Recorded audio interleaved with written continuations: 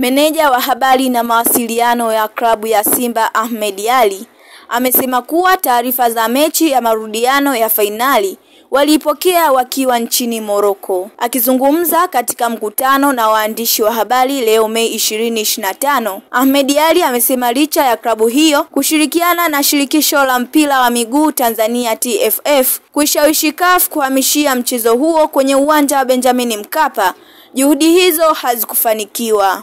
Amesema moja ya sababu iliyowafanya kuwa na ugumu wa kushinikiza mchezo huo kuchezwa Benjamin Mkapa ni hali ya kutokuwa na uhakika wa uwanja huo, hasa baada ya kuharibika wakati ya mechi ya robo finali dhidi ya Al Masry. Msingi wa CAF kufanya maamuzi haya ni kutokuwa na uhakika na ubora wa uwanja Benjamin Mkapa.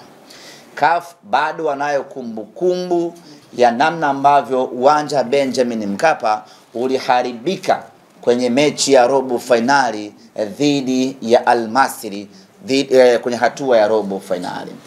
Na kumbuka hii ni hatua ya finali ambayo CAF wanaamini ya kwamba dunia nzima inautazama huu mchezo.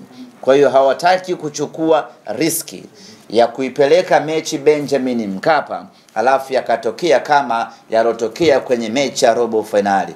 Kwanza itakuwa ni kuitukanisha Simba yenyewe ya kwamba ina uwanja mbaya.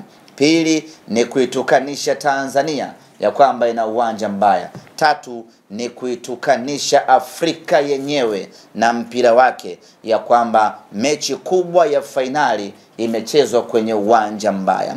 Kwa fakta zote hizo ndipo ambapo CAF wakafikia maamuzi ya kwamba mechi hii wacha ikachezwe kwenye uwanja ambao tuna uhakika nao hauwezi kuharibika, uwanja wa Amani. Hayo ndiyo maamuzi na hiyo ndio fikra ya CAF.